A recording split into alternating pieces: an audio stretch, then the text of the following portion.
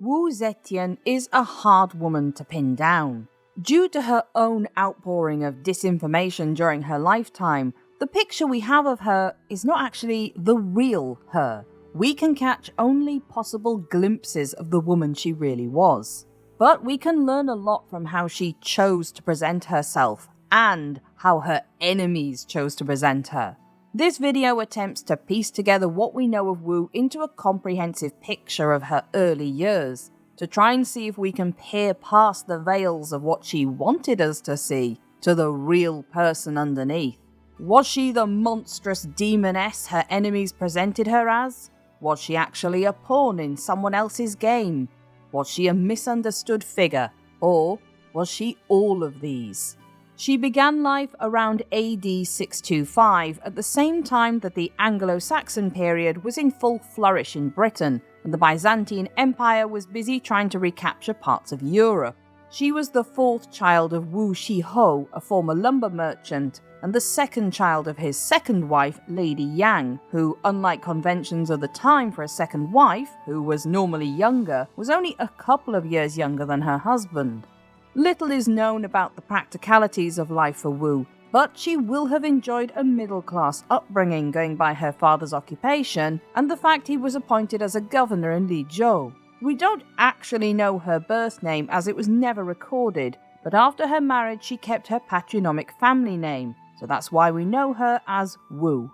And the fact we know this about her father is because one of those legendary stories about Wu from later histories documents an event at this time. Around 627, when she was still a toddler, a famed and respected fortune teller known as Yuan Tiangong, who read faces, was on his way to see the emperor and stopped to stay with Wu Shiho's family. He read the face of Lady Yang and proclaimed she had the face of someone who would bear a noble child. Shiho's two sons were given the predictable but dull observations that they would likely become provincial governors. The eldest daughter, Helan, was told she would make an honourable marriage but would not bring honour to her husband. And finally, Tiangong stopped at Wu, who was dressed in boys' clothing and being held by a nursemaid. "The aspect of a man," he said, "the countenance of a dragon and the neck of a phoenix, resembling that of the legendary ruler Faxi, indicators of a most celebrated individual," he stated, adding, while not apparently realizing she was a girl, "If this were only a girl, she could be the ruler of the empire." Obviously, if the event even really happened, it's highly unlikely the predictions were this on point, or that they would have been recorded in such detail. But the fact it was written down in an approved history for Wu shows she wanted to make a big deal of this portent of destiny, that she was always intended to rule China, that the decision came from a higher power and was therefore not something anyone could really grumble about. The Emperor Gaozong of Tang was by this point 22 years old, well known for being gallant, brave, a strong fighter who had personally battled over every inch of China, and for being a wise and frugal administrator. However, a decade later in his 30s, his demeanour had changed somewhat. His old war wounds now bothered him, the borders of his empire were constantly still at war, and he was worried by the fact his eldest son and heir was rumoured to be homosexual and preferred the customs of their enemies, the Turks.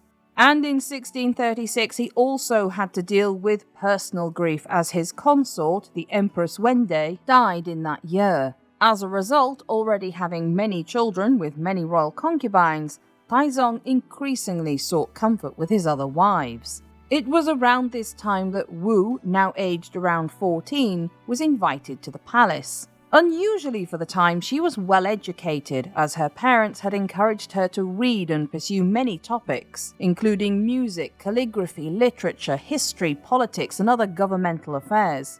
This was highly unusual for the time period, and again calls up whether or not this is completely true as we consider the sources. However, it is true that Wu was highly educated and cultured when she arrived at the palace, and it may well have been that her parents were simply somewhat modern for when they were alive. They had already bucked convention by Wu's father not marrying a younger woman for his second wife after all. A year earlier, Wu's father had died, and it's highly likely her mother was ensuring her daughters were taken care of as much as possible. The eldest daughter, Helan, was married to a court official, and sending Wu to the palace would have also ensured she was at least taken care of in the most basic respects, leaving only the youngest sister at home with their grieving mother. Lady Yang would not have had high hopes for her daughter in regards to how far she might rise through the ranks, however. As detailed by historian Jonathan Clements, the emperor had one principal wife who was the mother of his legitimate heirs, the Empress Consort, followed by 4 auxiliary wives with titles such as the Noble Lady, the Pure Lady, the Virtuous Lady, and the Good Lady. Then there were 6 secondary ladies below them, the so-called elegants of the 3rd grade, the beauties of the 4th grade, and then the 9 talents in the 5th grade, of which Wu was now a part.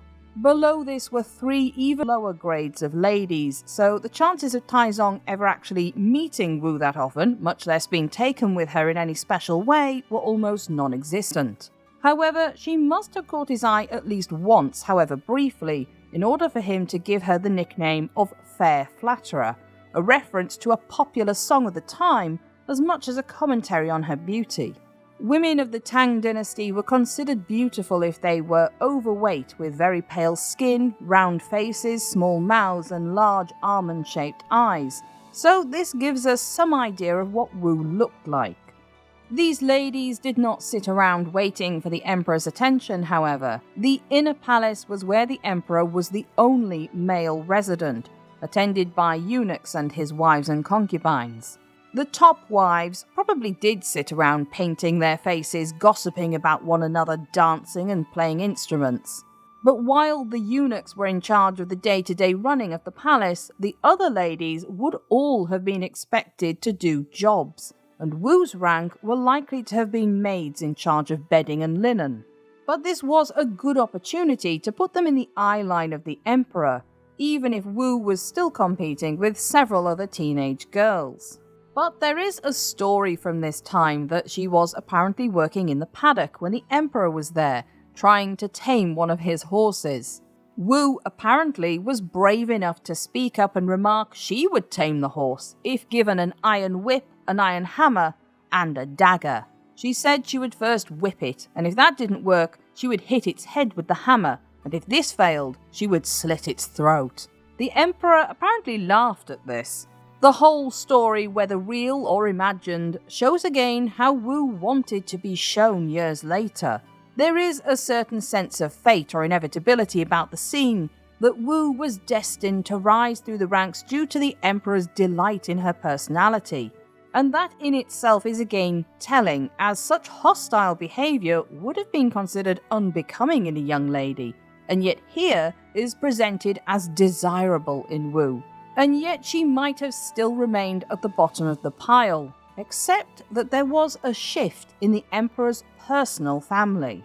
His eldest legitimate son, Prince Cheng Tian, had taken to camping outside in the palace grounds in the manner of their Turkish enemies, roasting sheep and eating them with a single knife, rejecting the pompous rigidity of court protocol. His tutors were able to do little other than give him verbal reprimands, and many began to eye up one of the emperor's other illegitimate sons for heir. In 1643, everything began to go very wrong for Cheng Tian, as he had fallen in love with a 13-year-old dancing boy, who he had an affair with, followed by his father executing the poor boy as a punishment. A horrific event all around.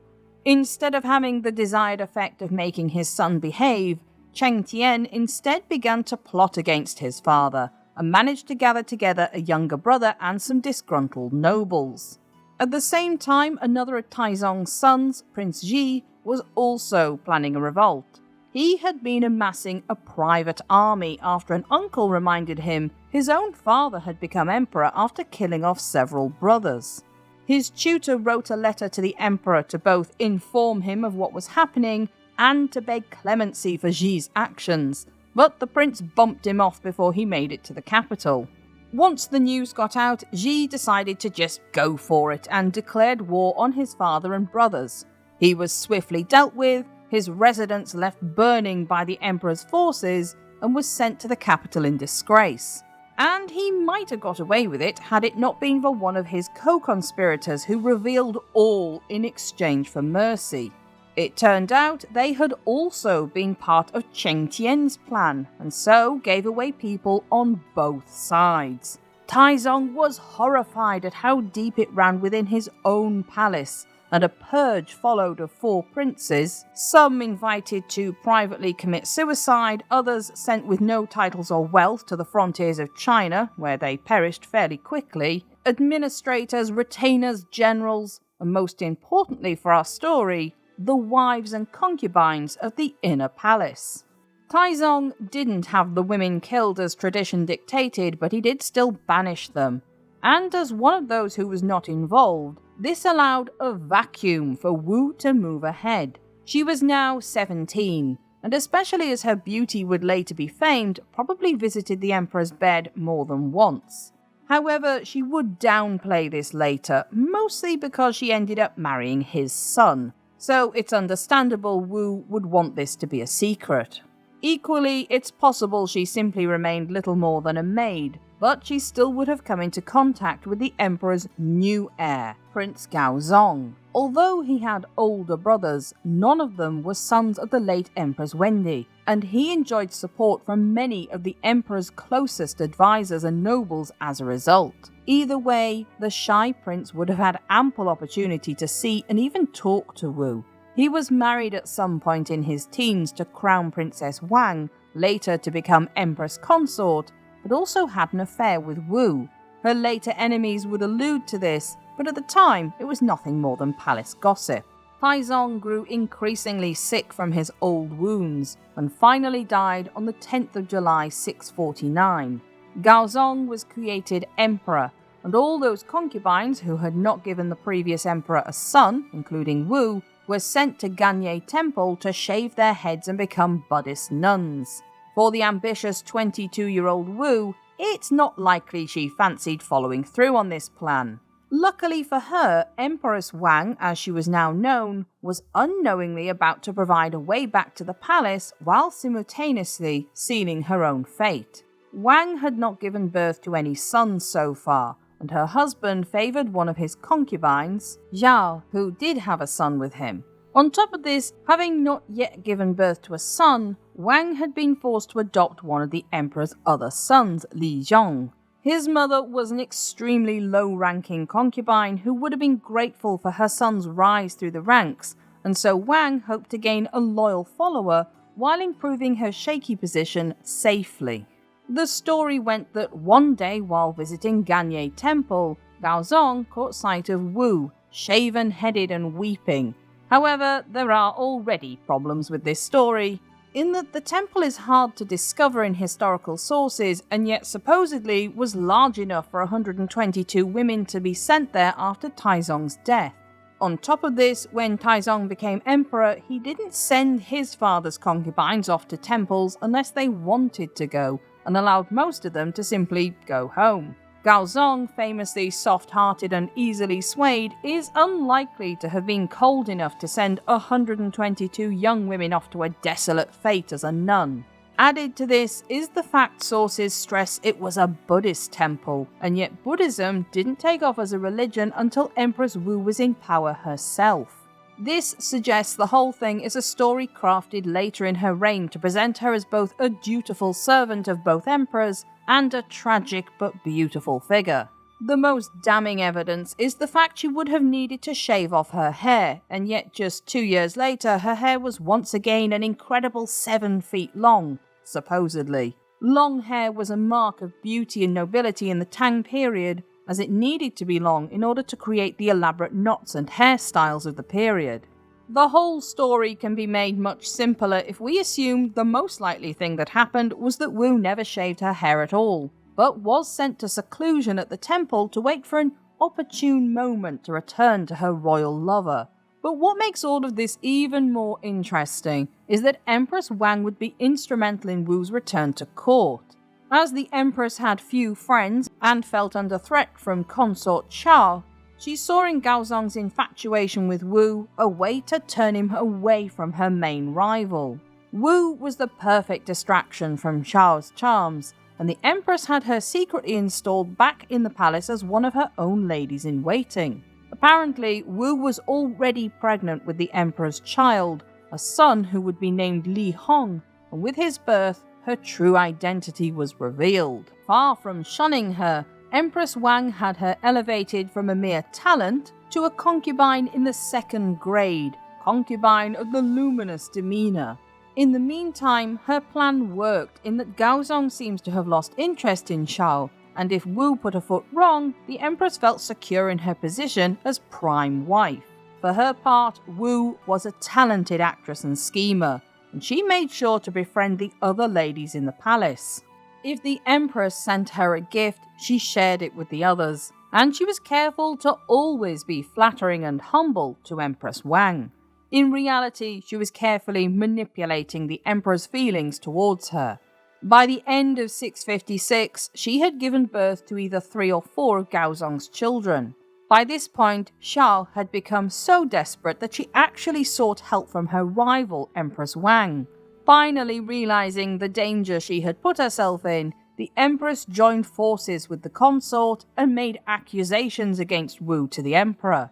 But Gaozong was so enamored with Wu that he refused to hear a word said against her, and instead the Empress and Xiao fell out of favor with him. Wu herself had responses to many of the accusations that were backed up by other ladies of the court, as she had garnered their friendships. But in 1654, an incident was to happen that would create a scandal of unrivaled proportions. Wu had just given birth to a baby daughter, the Emperor's newest child, and it was customary for the Empress to visit the child and Wu as overseer of the inner palace. When she arrived, Wu was not in her chambers, only her handmaids were. Wang picked up the baby and played with it for a moment before pressing her cheek to the girl's and placing her back in her cradle. Then she left. Gaozong came to visit his new daughter shortly afterwards with Wu, and they went over to the cradle, only to find their child was dead. Hysterical, Wu demanded to know who had last touched the child from her maids. When they admitted it was the Empress, she immediately accused her of murdering the baby. A myth from Wu's enemies told that it was actually Wu herself who killed her child, hoping to use the death to implicate Wang, but going by how she tried to avoid harming her children in years to come, again this seems full of hyperbole. It's more likely this was a tragic cot death, but it was one that could be used to Wu's advantage, especially as Gaozong was there in person to see it happen. As there was no solid proof, it would be difficult to implicate the Empress. It would be easier if she was simply demoted and removed from the palace, but with the excuse of the fact she had not provided the Emperor with a legitimate male heir, and in her place, Gaozong could place Wu as his prime wife. However, they needed the backing of several ministers, and they attempted to butter up Gaozong's chief minister, Shangsun Wuji, his maternal uncle. They attended a party with a veritable cellar full of wine and gifts, including a portrait of him, but every time the subject was brought up of Wang being replaced, Shangsun ignored it. Unable to wear him down even with visits from Lady Yang, Wu turned her attention to what she did best: winning alliances with those disaffected at court. She targeted men whose connection to the royal family was through women, mostly through those who were married to half-sisters and sisters of Gaozong. The crackling tensions between older members of Taizong's court and the newer members of Gaozong's began to burst into flame, and accusations flew thick and fast, some even ending in the deaths of court officials. In a desperate attempt to win back her place, Empress Wang was convinced by her mother in the summer of 655 to turn to sorcery, although most histories agree she was blameless. Either way, it was a disaster for Wang and her family, who were cast out of the palace, but still she remained empress. To get around the annoying technicality of also not being able to even replace one of his auxiliary wives for Wu, Gaozong instead created a new grade of wife, beneath the Empress but above all others, known as Imperial Concubine. She was the only one who would ever hold the title, and this was already more than the 14-year-old Wu could have expected on arrival at the palace. But it wasn't the end. The enemy of someone's enemy is their friend, and Wu and Gaozong were about to gain an ally in the form of one of Changsun's enemies. Li Yifu was lucky enough to come across the correspondence from Changsun to the emperor suggesting Li Yifu be sent to some godforsaken faraway province. He preempted the message, instead arranging to be attending on the emperor as soon as possible, and he presented Gaozong with his own petition to have Empress Wang demoted and replaced with Wu. Gaozong of course leapt at the opportunity, promising Li Yifu a promotion, and those who opposed Wu had to come around to the fact she would soon be their empress. But the debates rattled on between the emperor and his ministers, until finally one of the oldest and most trusted of his statesmen, who had not yet spoken, answered one day when asked about the matter, "This is a family matter. We should not interfere." The change of perspective on the matter meant that suddenly ordinary people began to wonder why they were so bothered about who their emperor married.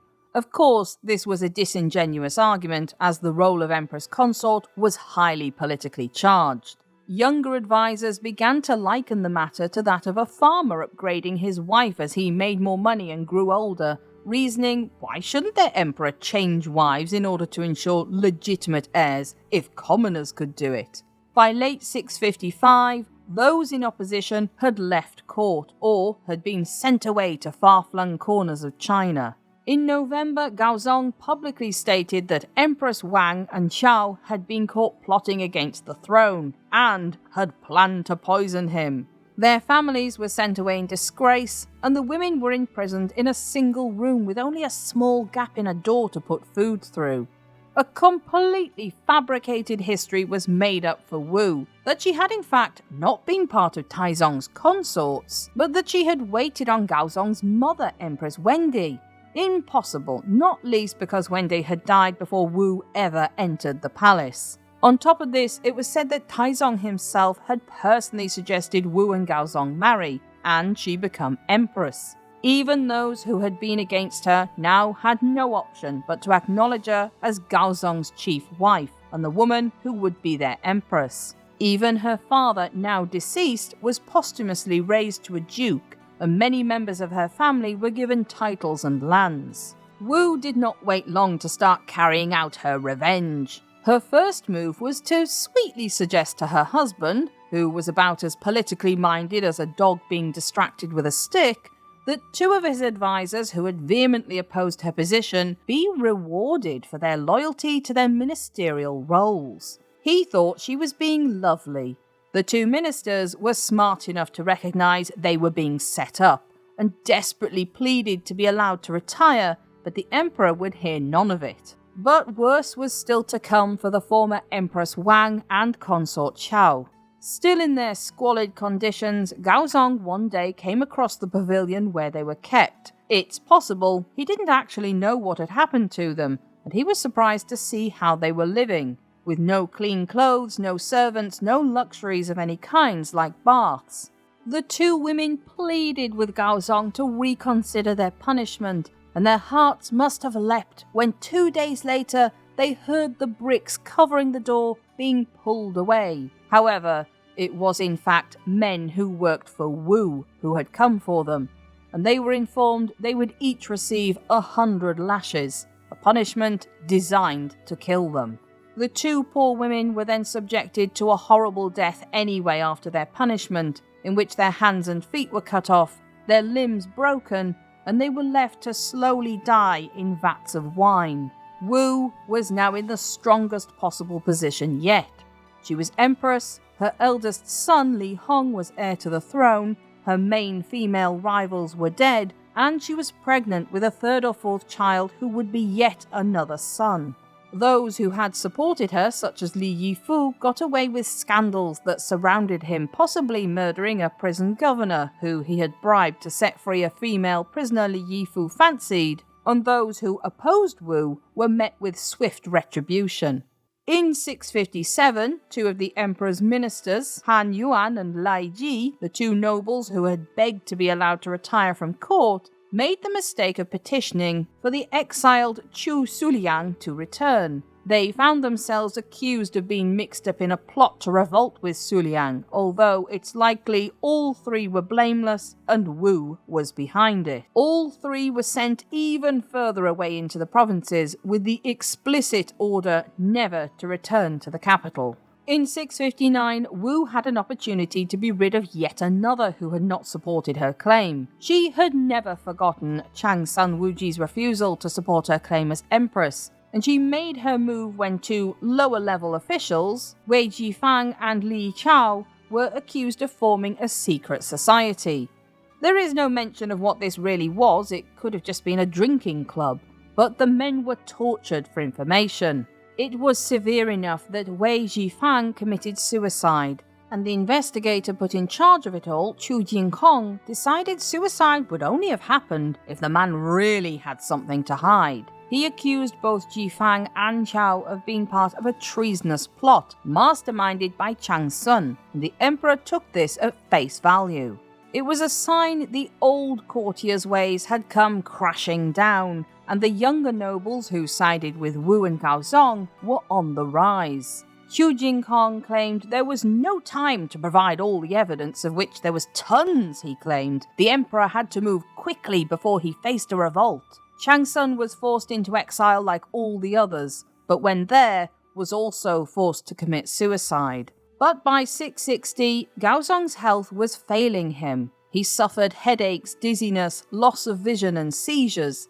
This is now generally thought to have been down to either a series of strokes, hypertension, or a mixture of both. He began to increasingly rely on Wu, at first to simply read him official court documents. On the surface, this doesn't seem that impressive, until we consider the fact this meant the emperor, while he had the last ruling on what he was told, now had to listen to Wu's words and how she presented them, and this held the real power. But more than this, her contemporary critics might have had another argument for why they disliked her hold over Gaozong. Weirdly, it involves sex and monogamy. At the time, Chinese medicine recommended that an emperor needed to have sex with multiple partners, not only so no single concubine had power over him by having the majority of his children, but also because of the theories behind the female essence yin and the male essence yang.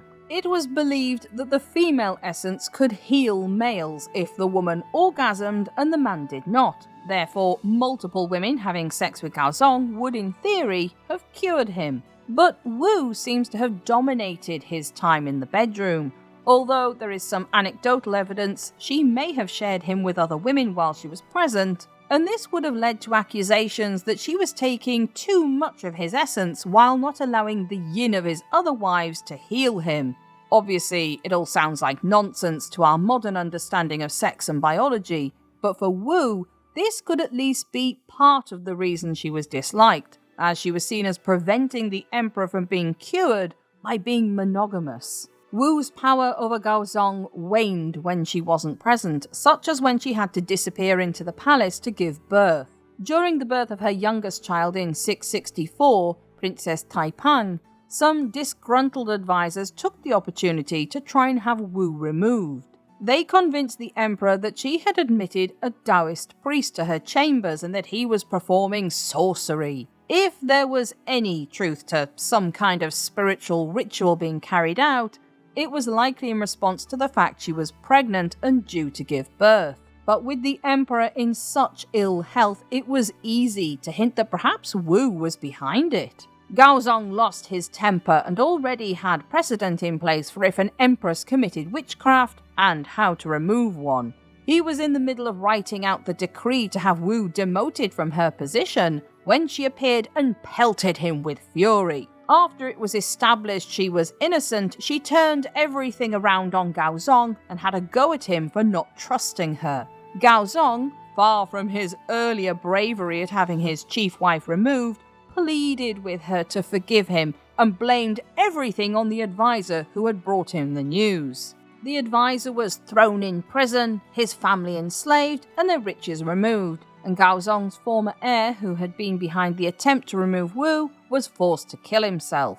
Interestingly, the daughter of this advisor, Shang Huan, would herself work her way up to become Wu's most trusted aide and a political force in her own right. Wu was now more powerful for having removed yet more of her enemies, but more than this, it was impossible for Gaozong to now ever argue against his wife with any real effort again. Whenever the emperor held court, something traditionally made up entirely of men, Wu would hide behind a curtain or screen, so nothing was secret from her. She began to control the positions of the court, and as older advisors died, they were replaced by younger ones loyal to her. There were occasions when Gaozong's illness would again render him unable to carry out his duties at court, and this time Wu would simply sit in his place. No decision was made by the emperor without first seeking her approval, and this led to the pair being called the Two Sages. Wu realized she could not get pregnant again if she was to maintain control over her husband, and she appears to have started tolerating short-term relationships between Gaozong and some of his other concubines. She even sent away her half-brothers to far-flung areas of China, never to be seen or heard from again in the capital. For those who didn't know her family well, it looked as though she was being a good empress and not allowing her family to influence her too much at court. In actual fact, she had never got on with her two half-brothers, and they often insulted her and her mother. Her grasp on total power was almost complete, but Wu had one final masterpiece to add to show to the world that she was in control: the religious ceremony known as the Feng Shan. This was a ceremony that was rarely carried out due to its enormous expense. It involved the emperor travelling up on Mount Tai in eastern China to give sacrifices at the foot and summit, and was only to be conducted once the empire was considered secure, prosperous and content. This was because the sacrifices, rather than being actual goods in some form, were the emperor's achievements and successes spoken aloud, carved onto tablets and buried. If there was even a hint of the emperor's domains crumbling and he invoked the Feng Shan, it was thought it would bring great misfortune and chaos down on everyone. But in early 666, urged on by Wu, the ceremony was scheduled, despite the emperor hardly being well enough to move around the palace. The whole court had to sustain itself, as stressing the local population could lead to their annoyance affecting the ceremony. Witnesses from all the known world needed to attend, and Gaozong and Wu spent a few days at the foot of the mountain, first relaxing and then in seclusion from all others. The first sacrifices were to be made at the foot of the mountain to alert the spirits to what was coming, as if, as Clements points out, they hadn't already noticed the weeks of building work on the mountain to prepare for the ceremony. The emperor then had to ascend the slope on foot, which must have been difficult in Gaozong's condition, followed by his entourage. At the summit, he then had to give yet more sacrifices, and after that bury several heavy jade tablets inscribed with his successes. These were buried in a stone coffin with ceremonial earth flung over in order to leave the mountain taller than when they arrived. However, there would be one new change. The details for the ceremony were somewhat hazy to start with, as it hadn't been done that often, and the last one had been more than 600 years before. Wu decided to argue that it had in fact never been done properly before.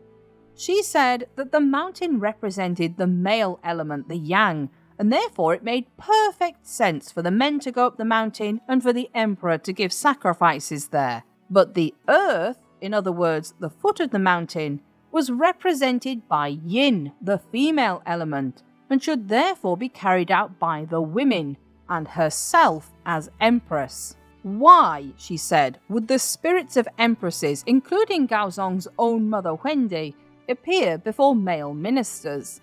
On top of this, she knew there was little known about the true nature of the ritual, and many reluctantly agreed that most religious ceremonies were split into male and female. Wu impressively argued that had the previous dynasties done the ritual correctly, their dynasties would not have come to an end. Ladies were brought out in the form of the emperor's female servants, wives of the attendees, and eunuchs held up parasols and silk screens alongside the women as they made symbolic sacrifices of wine and food while singing the emperor's praises. It was the height of Wu's rise to the top so far, and she had now risen to a place no other woman had been before in China. Far from being a mere consort, competing with other wives and worrying about her looks and airs, Wu was an equal to Gaozong in a way she shouldn't have been.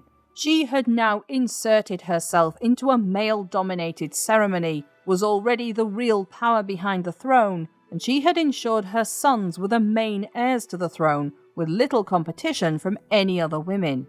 It was a long way from being the middle daughter of a middle-class family unknown to the palace, and it wouldn't be long before her power would grow beyond even that she now held. Join me next week as we look at how Wu used her control and regal power to gain the throne firstly for her sons, and then for herself. If you enjoyed this video, don't forget to like and subscribe so you don't miss any new documentaries.